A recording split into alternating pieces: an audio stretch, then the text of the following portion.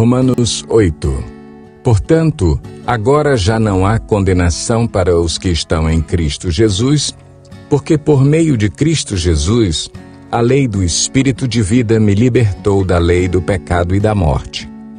Porque aquilo que a lei fora incapaz de fazer por estar enfraquecida pela carne, Deus o fez, enviando seu próprio Filho, à semelhança do homem pecador, como oferta pelo pecado. E assim condenou o pecado na carne, a fim de que as justas exigências da lei fossem plenamente satisfeitas em nós, que não vivemos segundo a carne, mas segundo o Espírito. Quem vive segundo a carne tem a mente voltada para o que a carne deseja, mas quem vive de acordo com o Espírito tem a mente voltada para o que o Espírito deseja. A mentalidade da carne é morte, mas a mentalidade do Espírito é vida e paz. A mentalidade da carne é inimiga de Deus porque não se submete à lei de Deus, nem pode fazê-lo. Quem é dominado pela carne não pode agradar a Deus. Entretanto, vocês não estão sob o domínio da carne, mas do Espírito, se de fato o Espírito de Deus habita em vocês. E, se alguém não tem o Espírito de Cristo, não pertence a Cristo. Mas se Cristo está em vocês, o corpo está morto por causa do pecado, mas o Espírito está vivo por causa da justiça. E, se o Espírito daquele que ressuscitou Jesus dentre os mortos habita em vocês, aquele que ressuscitou a Cristo dentre os mortos também dará vida a seus corpos mortais por meio do seu Espírito que habita em vocês. Portanto, irmãos, estamos em dívida não para com a carne, para vivermos sujeitos a ela. Pois se vocês viverem de acordo com a carne, morrerão. Mas, se pelo Espírito fizerem morrer os atos do corpo, viverão, porque todos os que são guiados pelo Espírito de Deus são filhos de Deus. Pois vocês não receberam um espírito que os escravize para novamente temerem, mas receberam o Espírito que os adota como filhos, por meio do qual clamamos, Abba, Pai. O próprio Espírito testemunha ao nosso espírito que somos filhos de Deus. Se somos filhos, então somos herdeiros, herdeiros de Deus e co-herdeiros com Cristo. Se de fato participamos dos seus sofrimentos, para que também participemos da sua glória. Considero que os nossos sofrimentos atuais não podem ser comparados com a glória que em nós será revelada.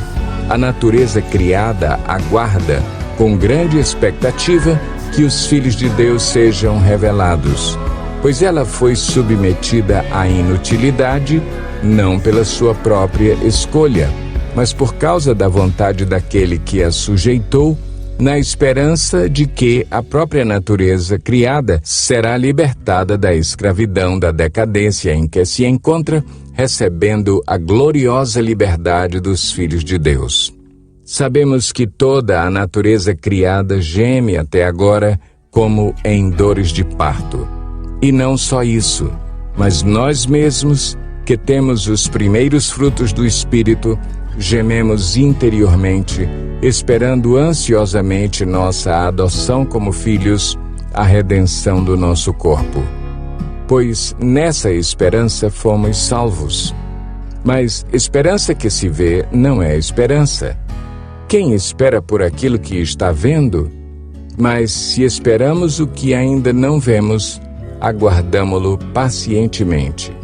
Da mesma forma, o Espírito nos ajuda em nossa fraqueza, pois não sabemos como orar.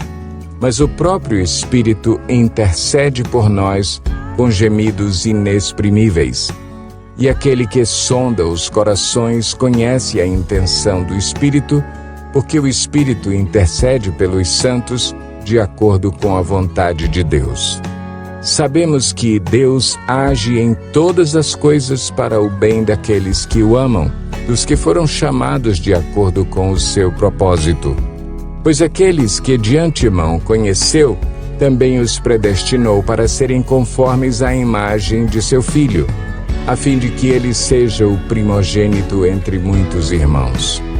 E aos que predestinou, também chamou. Aos que chamou, também justificou. Aos que justificou, também glorificou. Que diremos, pois, diante dessas coisas? Se Deus é por nós, quem será contra nós? Aquele que não poupou seu próprio filho, mas o entregou por todos nós, como não nos dará juntamente com ele e de graça todas as coisas? Quem fará alguma acusação contra os escolhidos de Deus? É Deus quem os justifica. Quem os condenará? Foi Cristo Jesus que morreu, e mais, que ressuscitou e está à direita de Deus e também intercede por nós. Quem nos separará do amor de Cristo? Será tribulação, ou angústia, ou perseguição, ou fome, ou nudez, ou perigo, ou espada? Como está escrito: por amor de ti enfrentamos a morte todos os dias. Somos considerados como ovelhas destinadas ao matadouro. Mas em todas estas coisas somos mais que vencedores por meio daquele que nos amou. Pois estou convencido de que nem morte, nem vida, nem anjos, nem demônios, nem o presente, nem o futuro, nem quaisquer poderes, nem altura, nem profundidade, nem qualquer outra coisa na criação será capaz de nos separar do amor de Deus que está em Cristo Jesus, nosso Senhor.